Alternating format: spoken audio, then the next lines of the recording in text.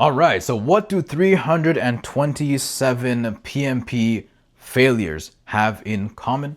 We're going to find out in this video. So I had the opportunity to actually ask 327 people that have failed the PMP exam, what did you do to prepare? And there's 7 things that just really stood out to me. They stood out because I don't necessarily agree with them. And we're going to mention these 7 things because I want to make sure that, number 1, you're not doing them. And if you are, you know how to approach it. Number 2, change up the strategy just a little bit so you avoid failing the PMP exam. Okay? So if you don't know who I am, I'm Mohammed. I'm the founder of Certified with Ease. I'm also a PMP instructor. And our whole approach to the PMP exam is, you know what? Let us focus on only what we need to pass this exam. Let's take an exam-focused approach. About 60% of students that come into our program have already failed the PMP exam. So I decided to make this video to address this concern because I know a lot of you have already failed the exam, maybe once, twice, 3 times, whatever it may be. Number 1, do not give up. You're almost there. The greatest asset that you have is that you've seen the exam. You have some knowledge on what to expect now. Okay? So without further ado, let's get into the 7 things. There's a little gift for you guys in the description and in the comment section. Make sure you take advantage of it. It will change the way you see the exam, and you'll have a beautiful chance to book an appointment with us so I can show you the program. And if you're a good fit, enroll you into it. Okay? So the first reason out of the 7 that we want to talk about today is that they all memorized. They all memorized. Now, there's nothing wrong with memorization, but you cannot approach the PMP exam the same way, for example, like you approach biology. You're not just going to memorize a whole bunch of information. Why? Because the PMP exam is a situation-based exam.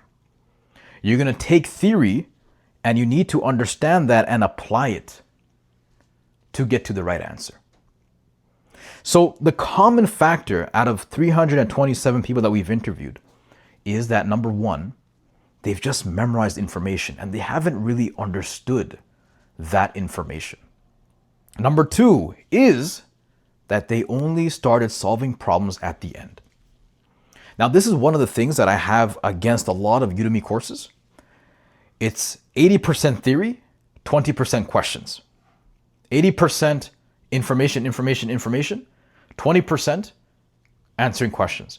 In reality, it should be the reverse. It should be 20% theory, 80% answering as many problems as possible. Now, these 327 individuals, not all of them, but a lot of them have stated that they only solved questions at the end. And they only spent a couple of hours solving questions, a couple of maybe days, a couple of weeks solving questions. And what's even more interesting is their grades were still in the 50s and whatnot. So they weren't really improving. Okay? So what can you do? Solve questions early on. It might be tricky. You might not understand everything, but you're going to get used to them. And you're going to start seeing and developing some patterns to help you answer questions as you move forward. That's number 2. Number 3 now. Number 3 is a big one, and a lot of people do this. I actually did this myself as well. You know, we're all project managers. We all have experience. But you never want to use your work experience on the actual exam. You never want to do that. And the reason being is because the PMI, they have their own standards. They have their own standards, and they teach that standard. Your workplace, on the other hand, might not have that standard. Let me give you an example of escalating. When I work on my projects, I always escalate. If I'm not getting information from a department, or if I need someone to answer me and they're not answering me, I can't reach them, I'm going to escalate it. I'm not taking the risk of this project failing, right? When you solve SH questions, study hall questions, escalate might appear as an answer. When you get to the actual exam, the PMP exam, and yes, there is a difference between the actual exam and study hall, even though they're from the same provider. you don't want to select escalate. It's just against what PMI believes, right? The project manager should put their foot forward and solve the issue. Don't get other people involved. And if you need to get other people involved, you'll see on the exam, this is a little pattern, you'll see on the exam, they'll never mention the word escalate. Rather, they'll say discuss with this person, or inform this person, or ask this person, or convene a meeting with this person. You'll never see the E word escalate, okay? So that's number 3. Number 3 is that people use their work experience and they start applying it to the actual exam. Number 4 is something more technical.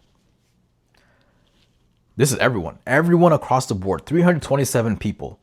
They don't have a methodology for solving a situation-based question. What do I mean by that? I mean, they'll see a question and they'll read and answer it. That's it.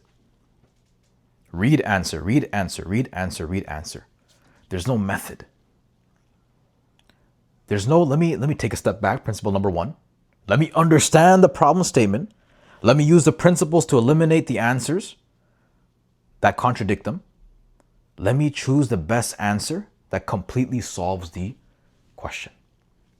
Now, this is a methodology that we keep drilling in all of our students. Just do this, follow this, follow this, follow this. You'll see me using it in our videos as well, right?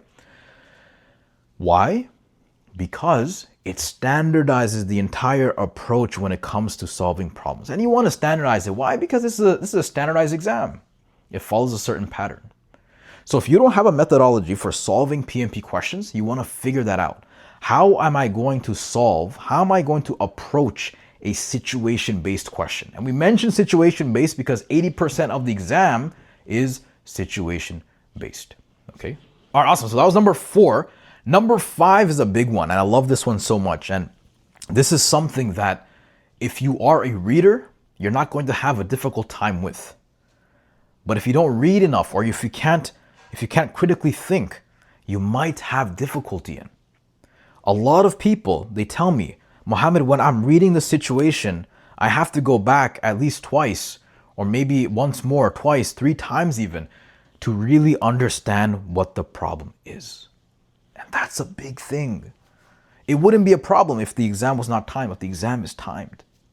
Guys, you have 1 minute and 15 seconds per question, max. If you can't read that situation and understand the problem, and if you have to keep going back, that's 20 seconds, 30 seconds each time. It's going to reduce the amount of time you have for the other questions. So the 5th commonality that people that have failed the PMP exam, we need to find a name for this. Repeat test takers. Fine. Repeat test takers have is that they don't understand the problem statement. They're reading, they don't understand what they're reading. Right? You ever read a book?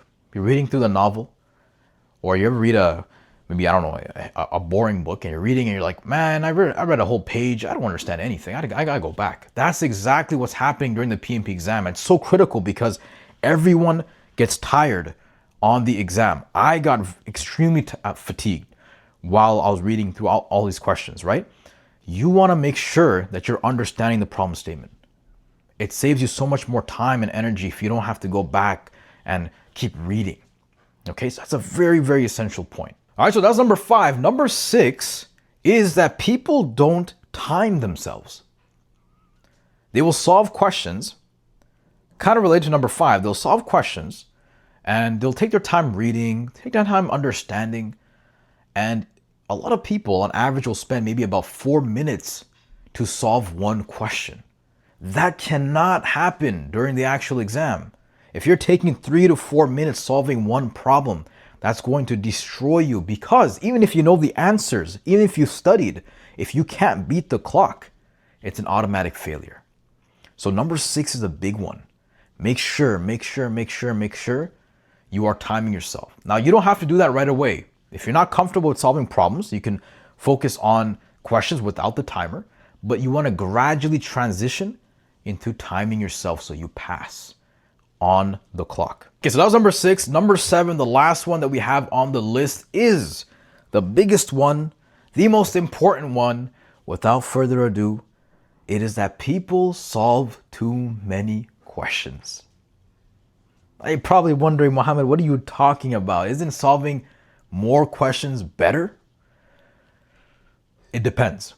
It depends. Now, if you're solving high impact questions, and what do we mean by high impact questions? We mean questions that reflect the actual exam, that cover all the topics on the exam. Yes, excellent.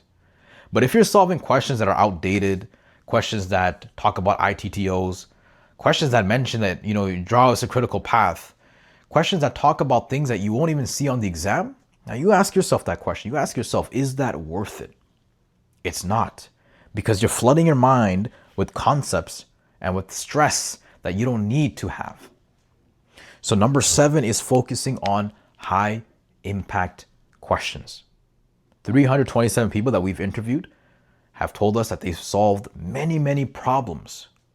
And we asked them, did you see something similar on your exam? And they tell us, like, Mohammed, you know what? Not really. Questions were really different.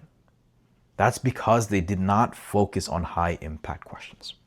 All right, so that's our 7 things that you want to focus on. Listen, if you want a game plan, 30 days, every single week, what to do, how to approach this exam, watch the training that's going to be linked in the description. You can always book an appointment with us as well.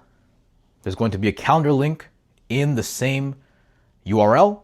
So book it with us, check out our program, and if you are a good fit, we will definitely enroll you and get you PMP certified. Okay, so take care. I'll see you guys on the other side.